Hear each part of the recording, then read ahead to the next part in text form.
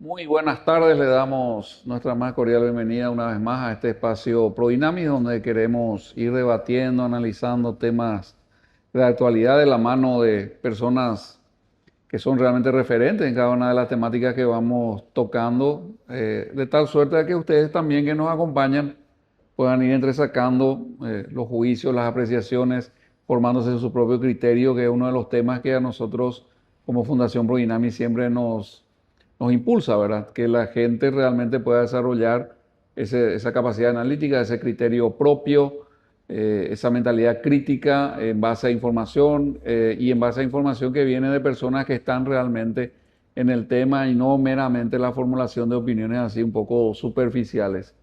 Les agradecemos que nos acompañen en este nuevo momento ProDynamis.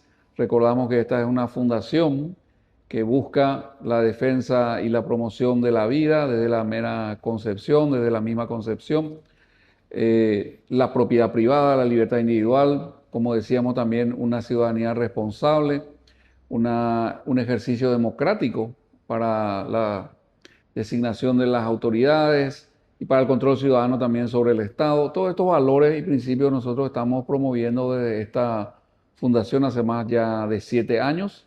Y hoy queremos volver un poco sobre un tema crucial en este momento y para el futuro de nuestro país, que es un poco la cuestión de la energía y la soberanía, podríamos decir, energética. Y para eso le estamos recibiendo hoy a Cintia Peña, que es una destacada socia de nuestra organización, pero aparte de eso, una persona que conoce muchísimo y de primera mano un poco todo lo que está pasando en este tema, más específicamente de Médanos del Chaco, pero quisiera en principio también, como para ir contextualizando la cuestión, empezar tal vez con un enfoque un poco más general, porque de lo que se trata aquí en el, vamos a decir, en último término, tiene que ver con esas necesidades de consumo energético que toda sociedad necesita para desarrollarse. De hecho, que uno de los indicadores de, vamos a decir, de civilización tiene que ver con el consumo energético per cápita.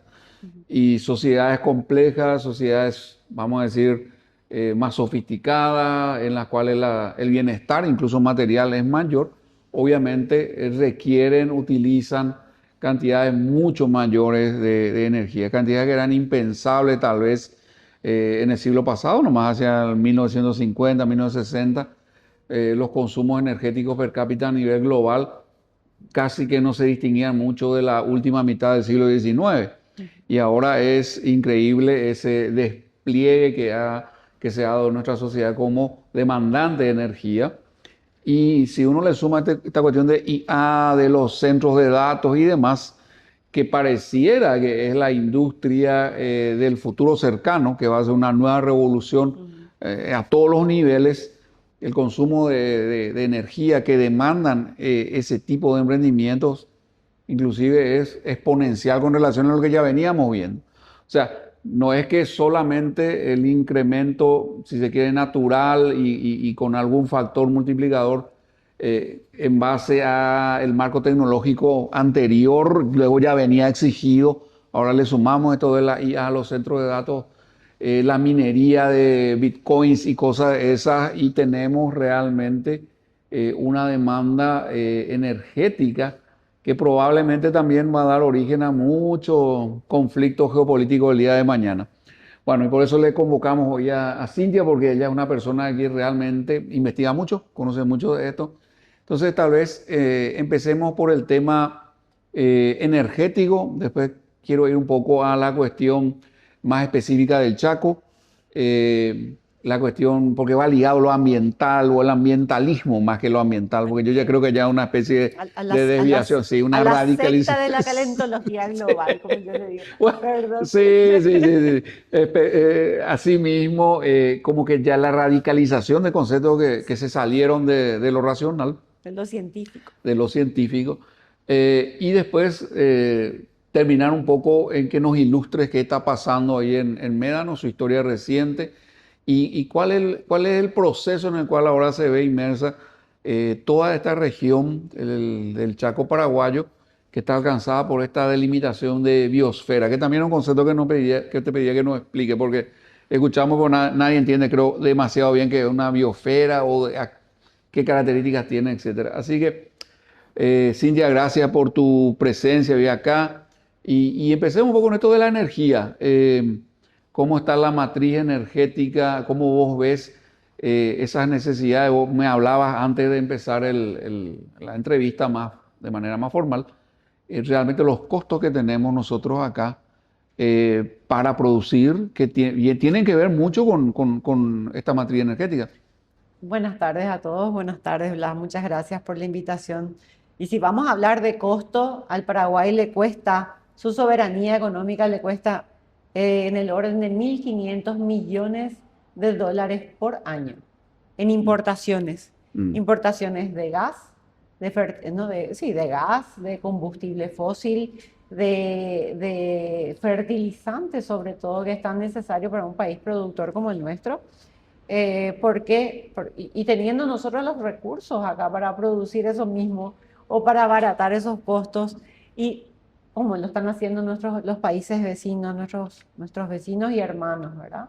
Realmente aquí hay muchas cuestiones, muchas situaciones que hay que poner realmente con sinceridad sobre la mesa, porque nosotros actuamos tantas veces en contra de los intereses de nuestro país. Lo que ocurrió en el Médanos del Chaco, con el Parque Médanos del Chaco, básicamente se dio ahí una expropiación regulatoria indirecta, gravísima.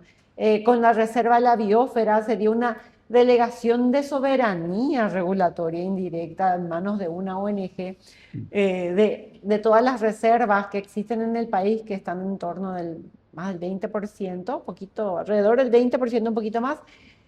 Solamente la Reserva de la Biosfera del Chaco es del 18,5%, administrado por una ONG con domicilio en Nueva York, por sobre las propiedades privadas que están también afectadas dentro de esa superficie. O sea, del Parque Médanos del Chaco, de la Reserva de la Biosfera, ese 18,5%, el 50% corresponden a territorios bien protegidos por parques o reservas estrictas, ¿verdad? Y el otro 50%, un porcentaje que no te puedo determinar exactamente cuánto, ya es propiedad privada explotada, ¿verdad? Donde otra vez los propietarios conservan y pagan los impuestos correspondientes por el otro 50%, a los que otra vez hay que sumarle los guardavientos y los costos de certificaciones, entre otras cosas. Es decir, el que apuesta a esa zona del Chaco para el desarrollo, además de no encontrar vías de comunicación y de acceso para poder producir correctamente, ¿verdad? Y con efectividad, también se encuentra con todas estas limitaciones ambientales.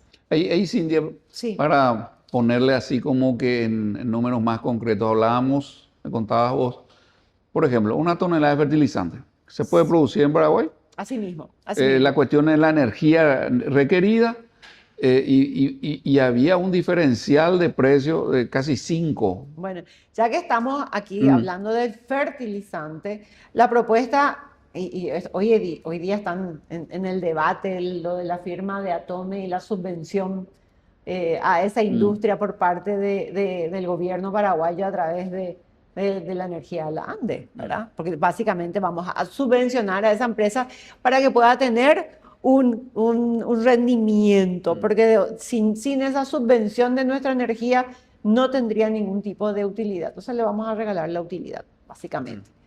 Si tomáramos ese fertilizante que ellos proponen fabricar para este país a $700 por tonelada, subvencionado, ¿verdad? Subvencionado, aún así supera ampliamente el costo del fertilizante que ya importamos, que está en torno de $480 por tonelada, y bueno, cuyo precio apeligra a seguir subiendo por todo este conflicto del estrecho de Hormuz, y nuestros precios dependen de Riad y dependen de Rusia, de donde importamos ese fertilizante, ¿verdad? Y otra vez le tenemos que sumar la huella ambiental que deja ese fertilizante que nosotros traemos, que Todo el viene flete, en claro. navíos, paga Mm, seguro, tiene fletes, viene otra vez en camiones, bitrenes, utiliza rutas, que otra vez utiliza mm. petróleo. O sea, si hacemos realmente una huella de carbono, una huella ambiental de todo ese fertilizante importado, veríamos que siempre sería mejor apostar a un pozo que tenemos en Gavino Mendoza, que tiene el gas comprobado, 140.000 millones de metros cúbicos, son 140 BCF en los términos correctos, y cuya explotación fue expropiada de manera indirecta a través de una ley, ¿verdad? Donde se amplió, se canceló de la nada, ese gas iluminaba la ciudad de Bahía Negra con su rudimentaria infraestructura, porque digamos que no tenía, como quería hacer algo estrictamente nacional, no tenían los recursos necesarios y tenían que enfrentar ese camino que se cursa con el Timani, que no hay vías de comunicación, el barro de las rutas, la Mm, falta de vías de comunicación efectiva. Entonces, bueno, había momentos donde no podían llegar hasta Bahía Negra. mm. Pero mismo la gente de Agua Dulce esperaba que venga el camión para poder cargar sus garrafas de gas, que utilizaban también Sí, para iluminar. Bueno, 80% del combustible utilizado por el generador que iluminaba Bahía Negra, 80% era el gas paraguayo, explotado mm. por los Primo Cano, o sea, perdón, Primo Cano Martínez o Cano Martínez S.A., como se llamó la empresa posteriormente, Pero Cindy, con ahí un convenio con la ANDE y la FIUNA. vamos, Sí. quiero nomás volver un poquito a esto Ujú. del cálculo que vos hacías, porque eso sí creo que la gente que está en el tema va a entender demasiado bien. Sí, Estamos hablando de primero una propuesta de hacer fertilizante aparte de hidrógeno, no sé, que ahí está por los 700. El convencional, vamos a decir, el que se viene está por que, los 480, con todo esto sobrecosto de mitiRNA y qué sé yo. Ahora, si este proceso de producción se hiciese aquí con la energía, con el gas. con el gas, en Sí. este caso, que produciría la energía necesaria para hacer esa síntesis, para producir el fertilizante, podríamos estar teniendo un fertilizante a 180 Menos de $150 por tonelada. dólares Es por tonelada. el 10% del costo real y efectivo del fertilizante verde. Mm. El fertilizante verde, el costo de ese fertilizante verde real es de 1.000 o 1.100 dólares por tonelada. Y aquí podríamos fabricar entre 100 y $150 por tonelada a partir de nuestro gas con el proceso Con Haber-Bosch. nuestra propia materia prima, digamos. Con nuestro Mm, gas que era purísimo. No mm. necesitaba ni siquiera ser filtrado ni purificado, porque de hecho ese pozo de la Independencia, que tenía ese volumen que te mencioné, ese pozo tenía un gas limpísimo, Pero limpísimo. entonces, para ponerlo así bien claro, nosotros Sí. estamos hablando de que podríamos, Tiene, no es que ah, tenía, vamos a hablar en ah, presente, sigue teniendo, sigue no, teniendo, no no es está en explotado, explotación. claro. Pero tenemos entonces la posibilidad concreta, cierta, de tener fertilizantes más o menos al 10% del costo o al 20 o 25%, dependiendo de con qué lo comparás, pero Claro. de lejos, obviamente, es una diferencia demasiado importante. Por otro lado, no implicaría ningún subsidio, tampoco implicaría, digamos, echar mano de ese caudal que nosotros creíamos cuando Itaipú se inauguraba o Yacyretá, que era inagotable.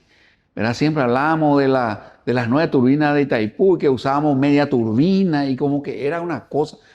Ahora, así como viene la mano realmente con la sociedad, como va evolucionando, eso ya está como que casi comprometido. Hay estudios que hablan que del 2030 o 2050, eso está todo utilizado. Entonces, no echaríamos ni siquiera, obviamente, mano de eso. Sería a través de un gas que está en el subsuelo chaqueño y ahí sí podemos empezar un poco a historiar. Te pido cómo nace este proceso, de dónde viene. Y escucho acá que vos contás, bueno, que llegó incluso a explotarse. O Sí, sea, mucho tiempo, se llegó a mucho usar tiempo. en una localidad súper remota como Bahía Blanca, Bahía Bahía Negra, Negra. perdón, Bahía Blanca, ya me estoy confundiendo todo, pero bueno, Este, una vez escuché hace poco a una persona que decía, bueno, y la gente de Agua Dulce que quiere desarrollarse y la zona ahí circundante necesita energía para crecer y, y tirarle una línea de Itaipú, como si fuese una cosa así de sencilla, ¿verdad? Entonces, en su momento, Bahía Negra tenía una fuente energética propia, digamos, ahí de su mismo entorno. ¿Es así? Así mismo, pero bueno, igual dependían un 20-25% del diésel, que siguen utilizando. El hecho de que hoy día llegue la energía eléctrica desde Itaipú a Bahía Negra no significa que llegue con la suficiente potencia o con Ni la la estabilidad estabilidad, claro. necesaria. Cae a cada rato, no tiene estabilidad, les queman los electrodomésticos y ellos siguen dependiendo todavía Y hasta cuando la fecha tenés... 2026.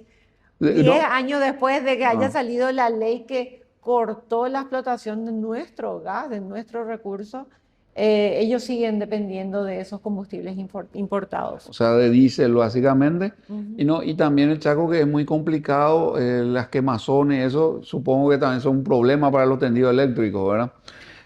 No, ¿No? de hecho el problema principal es la pérdida de energía por la Mm, distancia que recorren. mm, Que se va a duplicar la capacidad, pero igual la matriz mm. energética tiene un límite. La del Claro. Paraguay tiene un límite. Nosotros necesitamos apelar a otros recursos nacionales, ¿verdad? Mm, Para poder ampliar esa matriz. Y el Chaco paraguayo tan distante no puede depender de mm. las hidroeléctricas del sur. El sur de por sí ya tiene su propia demanda. Nosotros podemos explotar nuestro gas, que unido otra vez a este gasoducto que va a venir de Vaca Muerta, o sea, tenemos, la infraestructura va a llegar igual. Mm. Solamente falta echar mano a nuestros recursos. Y ahí contame un poco la historia de este pozo en particular, este punto en particular.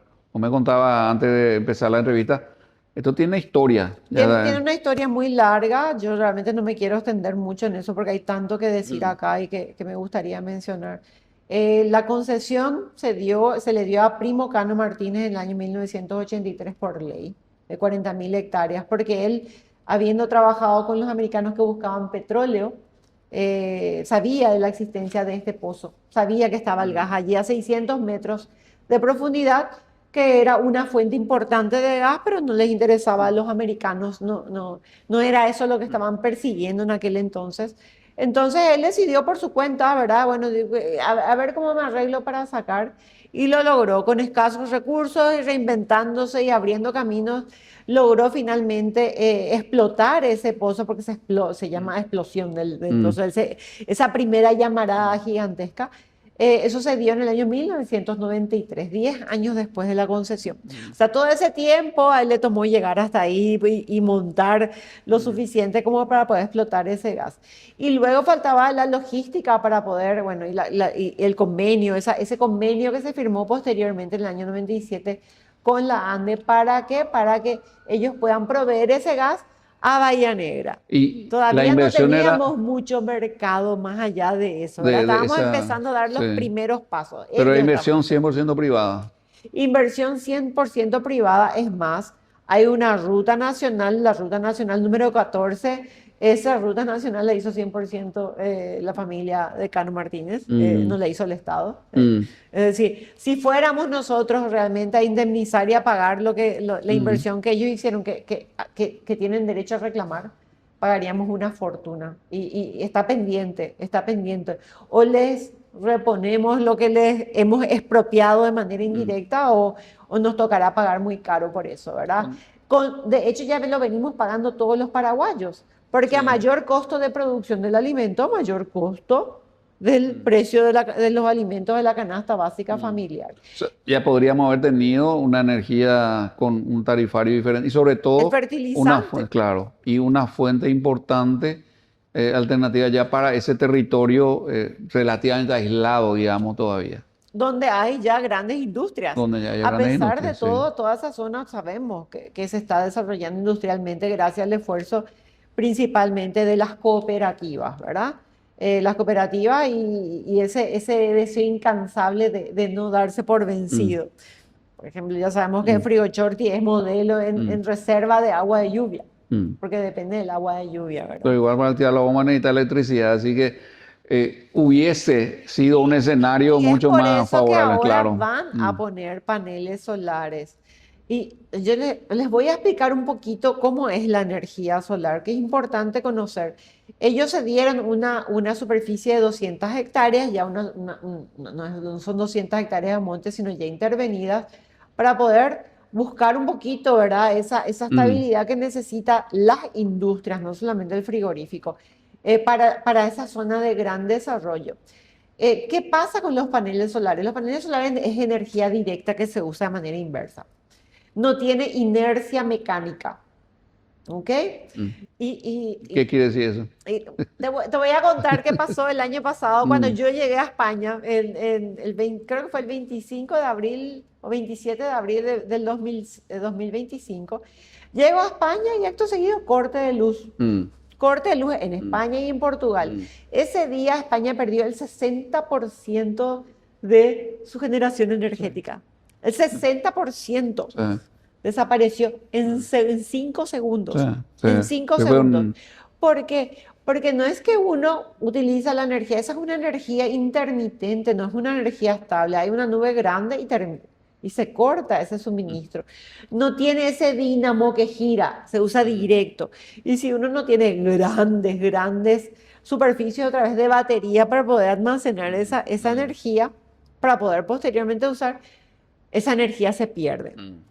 Y no solamente eso, sino que estamos hablando del Chaco, un territorio el Chaco Central sobre todo, sabemos que es una sabana semiárida, donde fácilmente se forman los médanos, que son esas dunas desérticas, y otra vez dentro de ese área aumenta la temperatura, se eleva. Y en el Chaco hace 50 grados de calor bajo la sombra en pleno verano. Imagínense si eso sube 5 o 10 grados más y el efecto térmico que genera eso alrededor. Sequía. Dice más sequía.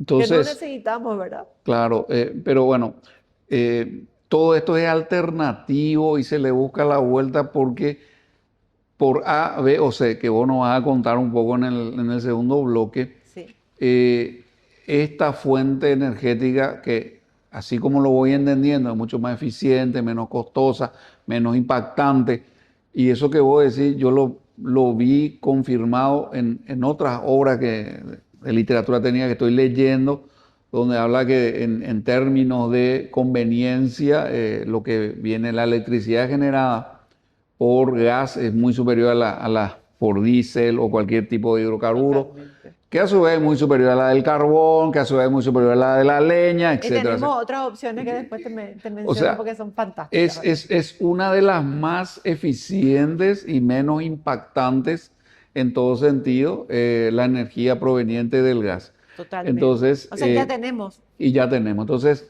en el segundo bloque vamos a entrar un poco en toda la historia de este pozo, qué pasó, por qué se cerró, por qué ahora esa explotación que ya estaba en etapa casi comercial, ¿verdad? Aunque empezando todavía con un volumen relativamente pequeño, etcétera, en su momento se paró. Volvemos en el segundo bloque.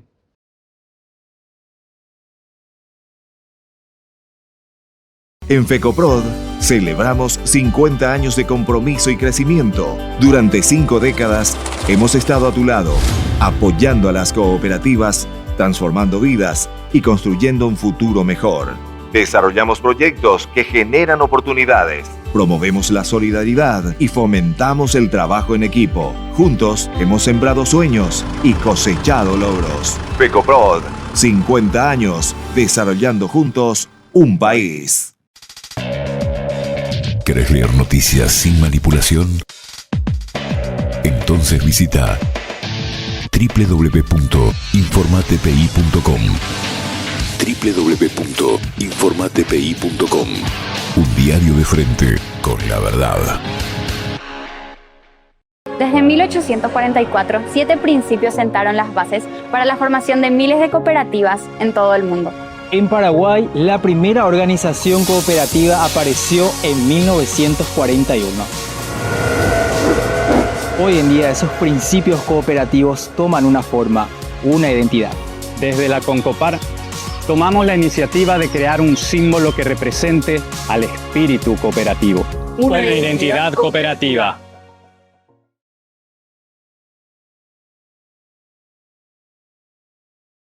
Volvemos en este segundo bloque. Bueno, habíamos cerrado el primero con esta idea. Realmente la literatura técnica avala de que el gas es una de las fuentes energéticas más eficientes, probadas, seguras, si se quiere también, con años, décadas de desarrollo tecnológico, etcétera. Así que incluso un pozo hoy ya será muy diferente al pozo que en su momento, en los 90, estuvo administrando esta empresa Cano Martínez, me decía vos, probablemente con índice de eficiencia extractiva mayores, etcétera, etcétera. Pero dicho eso, es una manera de producir energía eléctrica.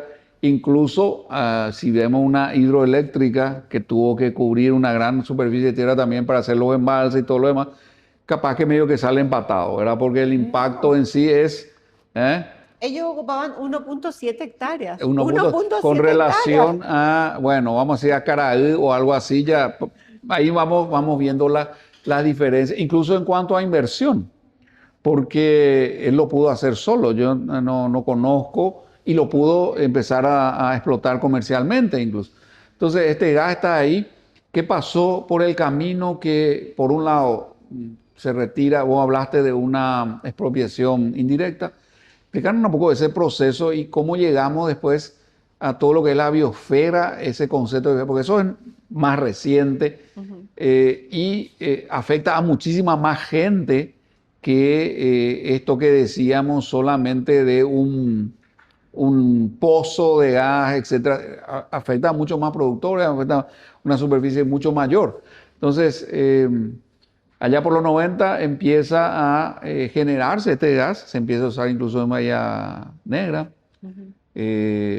Otros entrevistados aquí ya recordaban que en sus estancias usaban el gas esperaban el camión, el camión ya se movía con el gas. Ya se movía gas. Con tanques de gas. Bueno. Usaba el 80% del gas y solamente 20% del combustible diésel. Y ahora ese mismo gas que esa misma persona tiene que usar ahora en su misma cocina, pega la vuelta, no sé, allá de Bolivia, viene acá hasta San Antonio, Villeta, se embolsa, con camiones, de acá se hace el traspaso, se pone en otro, se lo lleva de ahí de aquí cerca de Asunción a todo ese camino hasta, qué sé yo, Loma Plata, de ahí habrá otro distribuidor que va a otra parte de ahí, y toda una cadena para que llegue una garrafa de gas, siendo que, vos me contabas en el 90 y algo, el gas era de ahí, es así.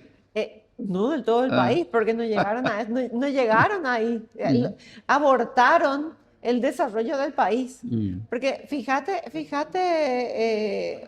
Blas, que hoy día podríamos, todas nuestras maquinarias agrícolas, todos nuestros tractores, topadoras, todos podrían estar utilizando el gas paraguayo y esa es otra diferencia. Para producir alimentos. Y esa es otra diferencia, Silvia, porque hablamos así muy de pasada de energía solar. Yo no conozco energía solar para camiones, tractores y cosas de esas.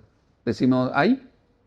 No, vehículos, tractores eléctricos, creo que ya hay. Pero ¿verdad? Solares, así con panel y qué sé yo. No, que vengan con el propio, que van a tener que conectarse, igual necesitamos ampliar la matriz energética. Igual nomás. Nadie se puede mover con un panelcito solar nada más, porque necesita esa carga que no es estable, como te dije, tiene que cargar una batería y esa batería se consume rápidamente. Entonces, no. Ahora, el gas sí tiene la inercia mecánica que tiene una hidroeléctrica. Sí. Entonces, ¿qué pasa? Si hay una baja, un corte, lo que sea, siempre está el espacio para que se pueda activar el mecanismo como para que nunca haya ese corte energético, ¿verdad? O sea, tiene una inercia que no tiene la energía solar ni la energía eólica. Ahora, o sea, las fuentes renovables. ¿cuándo se trunca este proceso? Este proceso se trunca cuando el decreto que crea el Parque Médanos del Chaco, que el parque tenía en ese entonces 457.000 hectáreas. 457.000 hectáreas fundadas en un informe, en un estudio geográfico, ¿verdad? Y técnico que respetaba las zonas de concesión, no solamente las de Primo Cano Martínez, también creo que había una empresa americana y por supuesto la mayor parte es la de Petropar, de proveer el mapa de los hidrocarburos con las zonas de concesión. Entonces, ingresa al Parlamento en el año 2016 para que el parque, que fue creado Por decreto. en el 2007 por decreto, pase a ser ley.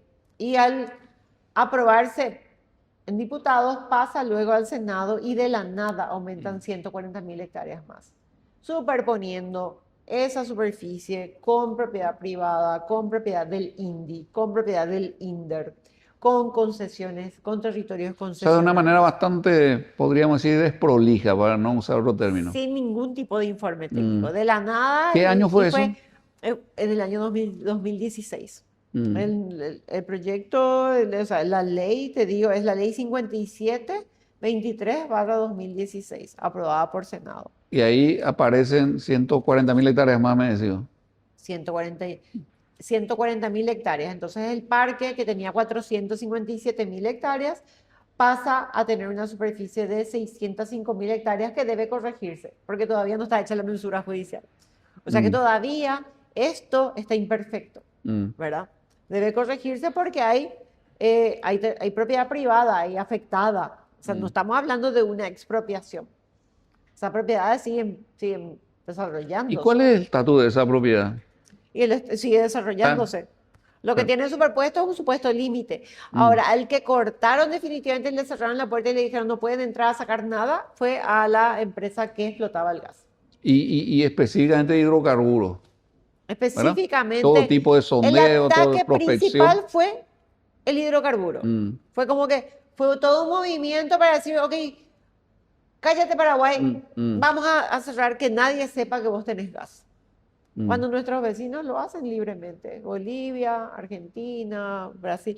Brasil es más débil, creo que importa una parte, pero Argentina y Bolivia sí. Bolivia ahora se está secando sus pozos, tiene que hacer nuevos pozos, pero el gas está. No solamente el gas, hay otros importantes minerales allí que podemos hablar. Seguramente, pero digamos,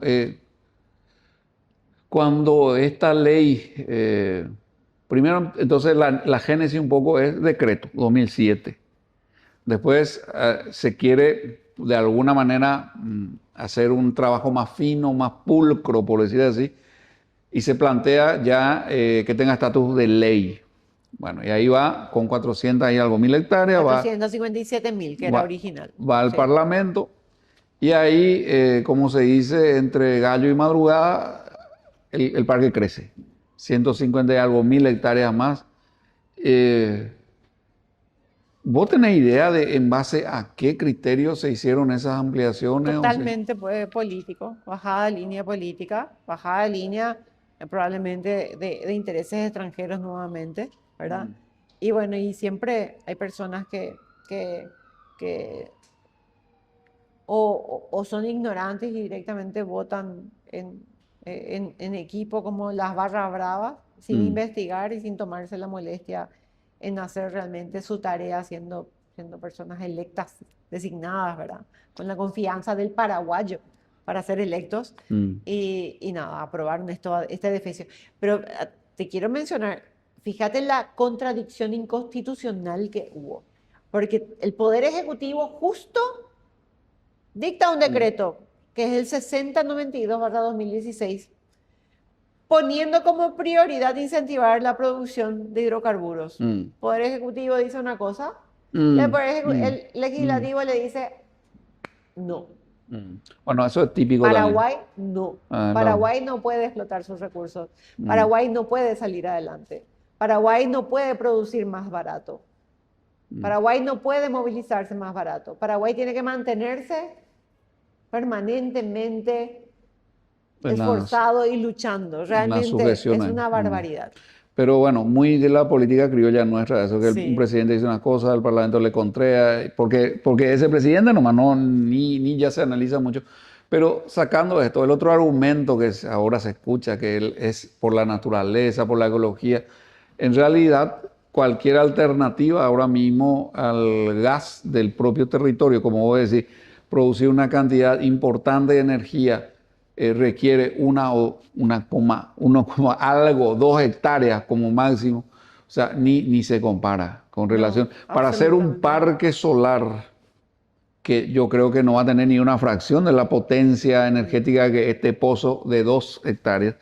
Vos ya me dijiste que se están instalando 200 hectáreas. Solamente ahí en Loma Plata y para ese apoyo industrial son 200 hectáreas versus Una y pico. 1.7, ponele 4 hectáreas. Pero ese que explotábamos tenía 1.7 hectáreas. 1.7 hectáreas. Y hay algo más, hay otra fuente de energía que nosotros podemos explotar y que yo no entiendo por qué no entra en el debate. Hoy día ya no existen los reactores nucleares de antes. Hoy día se tienen los pequeños reactores modulares nucleares y nosotros tenemos los recursos.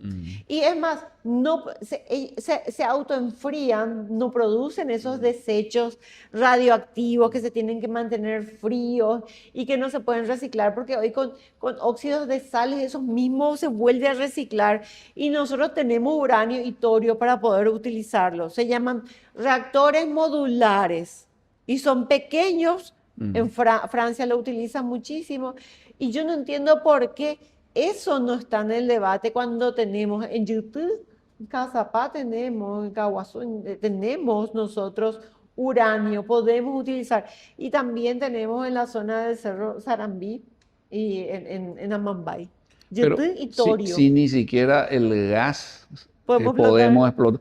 Y a ver, a mí me suena mucho esto ya Pero postura. ambientalmente tienen menos impacto que los paneles solares y las energías Eso también renovables. leí Y en son cierto material sostenibles. técnico, sí, que haciendo los coeficientes, digamos, entre lo que sería un impacto ampliado con relación a la potencia energética, etcétera, como que hay una escala.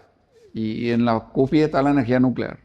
Y inmediatamente después ya está la energía de gas. Después vienen los fósiles, combustibles fósiles.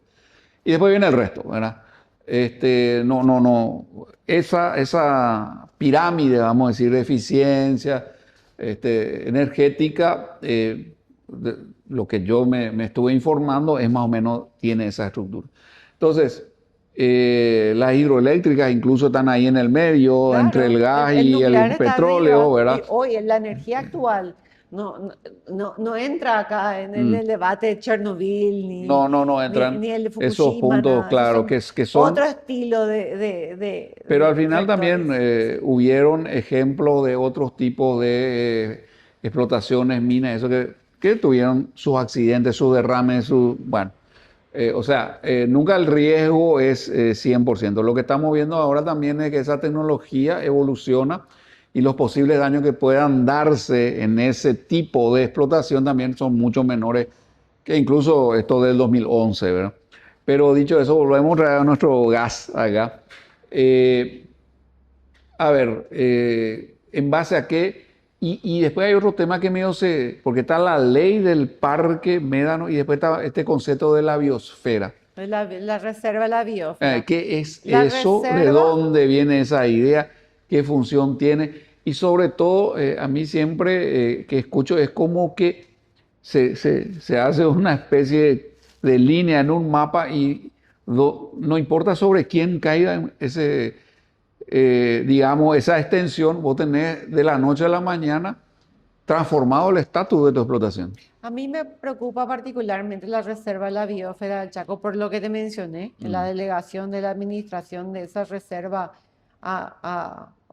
bajo el poder de una ONG que está por sobre los propietarios, legítimos propietarios de propiedad privada, ¿Y ¿verdad? qué Amparados implica por nuestra esa Constitución delegación Nacional. de administración? Y lo dio el MADES. El MADES depende de esta ONG.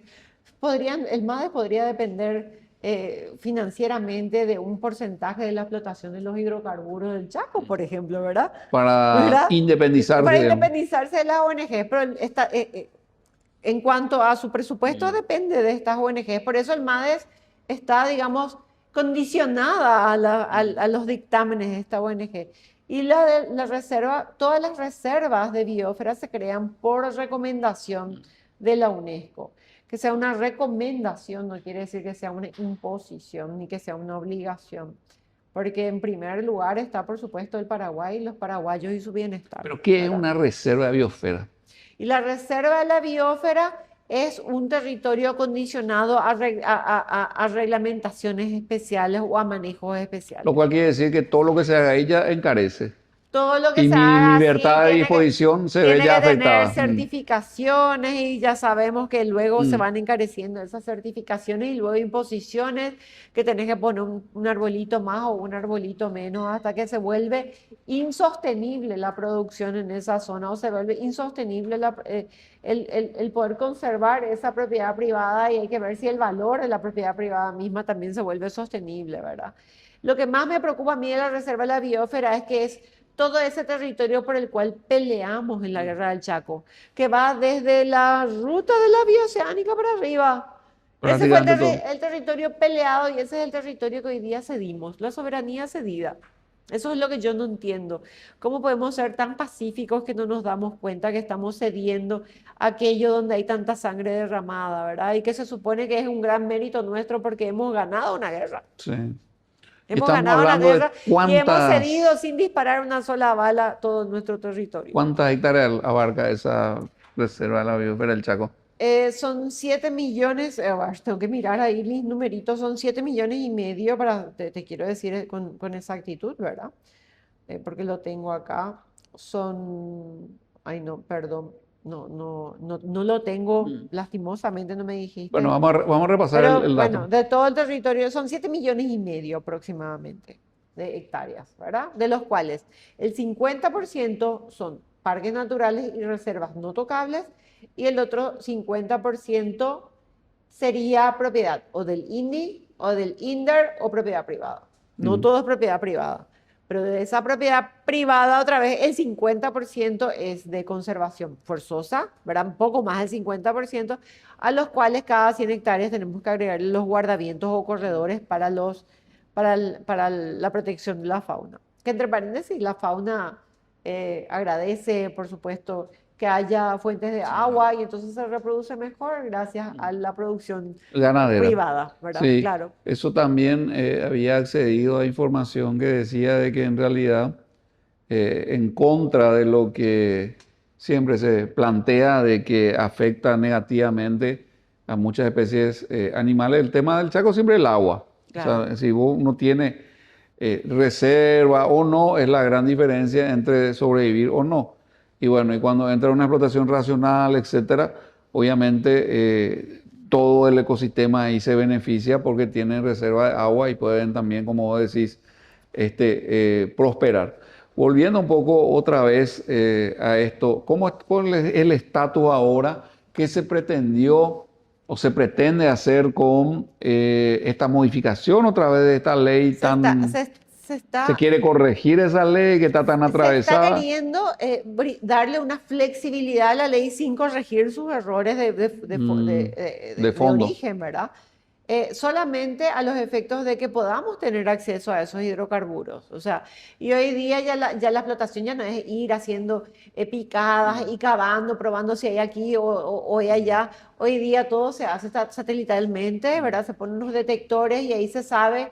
Y las extracciones, o sea, el nivel de cavado, la intervención, perforación sí. es muy puntual exactamente dónde se detecta que hay. O sea, ni siquiera tiene un impacto, ¿verdad? Ya no es más con ambiental. topadoras y cosas de esas, No. sino realmente muy quirúrgico, si se quiere. Y otra mentira sobre el Urendahue, ¿verdad? Que dicen que el agua, que van a afectar el agua. El agua del Urendahue es solamente en algunos lugares apto para consumo animal. No es apto para consumo humano. Tiene un elevado nivel de boro, es un agua muy pesada, muy alcalina.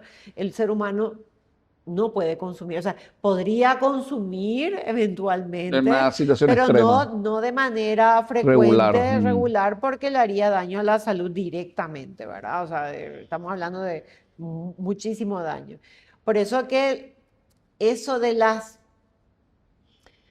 etnias que están en estado silvícola, si no están cerca de zonas donde realmente Mínimamente desarrollada, sí. haya agua guardada, ellos tienen que, como los animales, migrar porque si no van a perecer, porque conocemos el Chaco, llueve 700 milímetros al año, ¿verdad? Se junta el agua en algunos lugares que permiten, y luego para agosto, septiembre, octubre, eso es la seca total hasta que vuelven las lluvias, ¿verdad? ¿Hay algún tipo de, no sé si decirlo, programa o, como dijiste, una bajada en línea, incluso a nivel internacional, ONG, etcétera? Porque recurrentemente escuchamos noticias de ese tipo de cosas. Y bueno, antes era más en la región oriental, que parece que se calmaron un poco con la soja, ¿verdad? Pero ahora recurrentemente es en el Chaco, tema de indígenas, si no es indígena, es la fauna, si no es la fauna es indígena, etcétera. Pero al final es como que hay una línea de que no se desarrolle el Chaco a través de estas organizaciones. Así Tema mismo. cuero, tema... Lo que vos querés hacer nomás más o menos, según esta gente o estas organizaciones, que por lo visto que tienen mucha fuerza. Son recursos, Blas, tienen muchos recursos.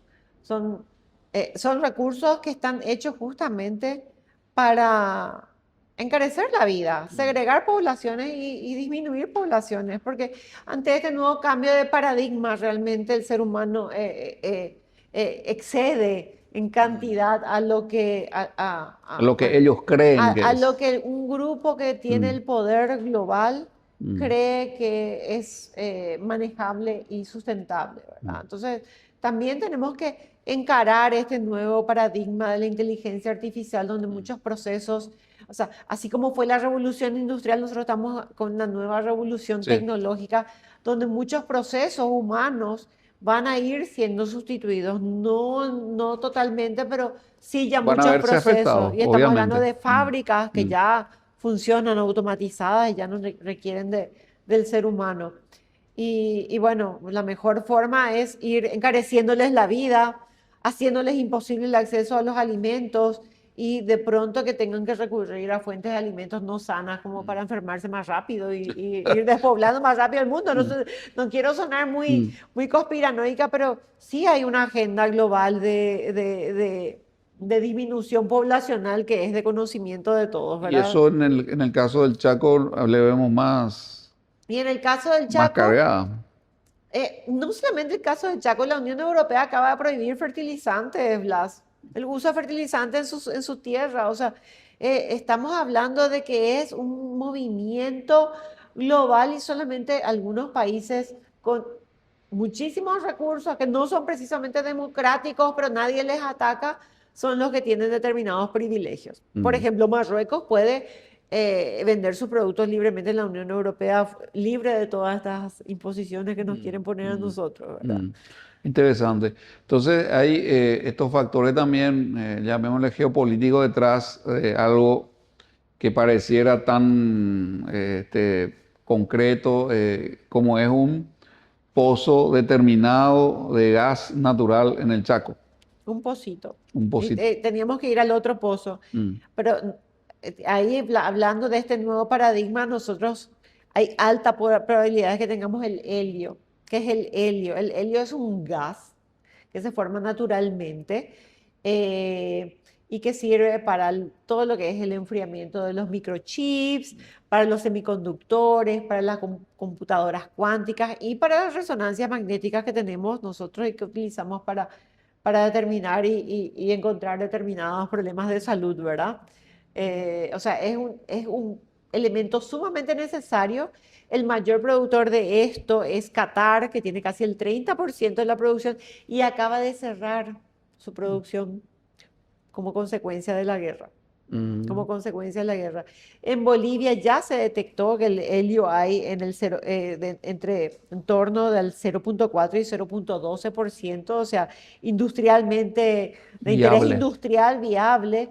Y el Paraguay, que está ahí sobre esa reserva del Carandaitú, por supuesto, que también debe tener. Tiene que tener. Porque debajo está lo que se llama como el escudo brasileño, que es una vieja placa radioactiva que como con su degradación con el tiempo va liberando eso Estos que va gases. subiendo, pierde radioactividad y se suma con electrones y queda reservado de manera muy pura. Eso probablemente tengamos ahí al lado de nuestro gas.